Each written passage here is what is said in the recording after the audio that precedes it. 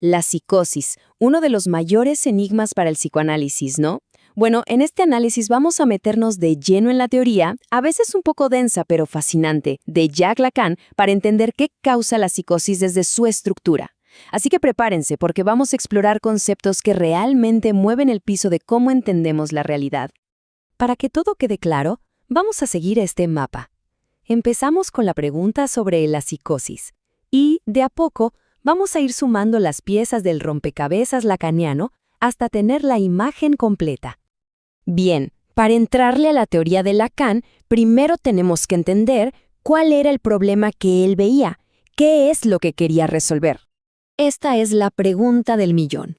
No se trata solo de describir la psicosis, sino de entender qué es lo que falla en la estructura, en los cimientos del psiquismo, para que algo así aparezca.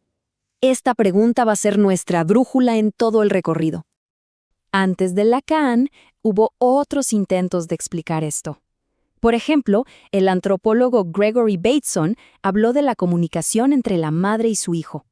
Él propuso esta idea del doble vínculo, donde el niño recibe mensajes tan contradictorios que lo dejan atrapado en una posición imposible que podría, según él, desatar la psicosis. Pero para Lacan, esto no era suficiente. ¿Por qué? Porque se quedaba solo en el significado de los mensajes, en lo que se quería decir.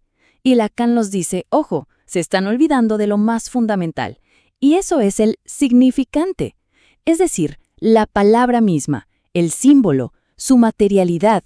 Para él, ahí está la clave de cómo se construye nuestra realidad psíquica. Bueno, vamos entonces con el primer gran pilar del modelo de Lacan, el famoso significante. Y esto es clave, de verdad. Para Lacan, el significante, o sea, la palabra, su sonido, cómo se escribe, es más importante que el significado. Imaginen que las palabras son como ladrillos, y el significado es la casa que se arma con ellos. Lacan deriva que los ladrillos ya existen, y son los que determinan cómo va a ser la casa. Todo nuestro mundo interno está hecho de esta red de significantes que existe incluso antes de que nosotros lleguemos. Y esa red de lenguaje, esa estructura, Lacan la ubica en un lugar que llama el otro, así, con mayúscula. No es otra persona, es el gran otro, como el tesoro de todas las palabras, el sistema simbólico que nos permite comunicarnos y que las cosas tengan sentido. Muy bien, pero ¿cómo es que todo este universo de palabras se mantiene en orden? ¿Qué lo estabiliza? Esto nos lleva derechito al concepto de la ley. Dentro de ese gran otro, la ley es como la columna vertebral que organiza nuestro mundo, que le pone un orden al caos. Pero claro, toda ley necesita algo que le dé autoridad, ¿no? Algo que la respalde y la haga valer. Y ese elemento, esa fuente de autoridad, es un significante único y fundamental que Lacan bautizó como el nombre del Padre. Fíjense qué interesante. Es un significante que está dentro del otro, pero que al mismo tiempo representa la autoridad de todo el otro. Es el punto de anclaje que sostiene la estructura entera. Esta imagen del arco es perfecta para entenderlo. El nombre del Padre es esa pieza de hasta arriba, la clave, que si la sacás, se derrumba todo. Ojo, no hablamos del Padre de carne y hueso, sino de una función simbólica que amarra nuestro sentido de realidad y de ley. Es lo que une las palabras con sus significados de una manera estable. Entonces, la pregunta es, ¿cómo se instala este significante tan importante en nuestra mente? Bueno, a través de una operación que Lacan llama la metáfora paterna. Esto es, básicamente, el complejo de Edipo en versión lacaniana. Y no se trata tanto de una telenovela de rivalidades, sino de una operación simbólica, casi lógica. A ver, paso a paso. Primero, el deseo de la madre es un gran misterio para el infante. Segundo, la mamá, con sus idas y venidas, se vuelve un significante de ese deseo. Y acá viene el momento clave. El nombre del padre, que es el significante de la ley, entra y sustituye al significante materno. ¿Cuál es el resultado? Que ese deseo queda ordenado bajo la ley. Y esto estabiliza el mundo de significados para la persona. Ahora sí, con todo esto en mente, por fin podemos volver a la pregunta inicial. ¿Qué pasa si esta metáfora falla? Bueno, Aquí está el corazón de la teoría de Lacan sobre la psicosis.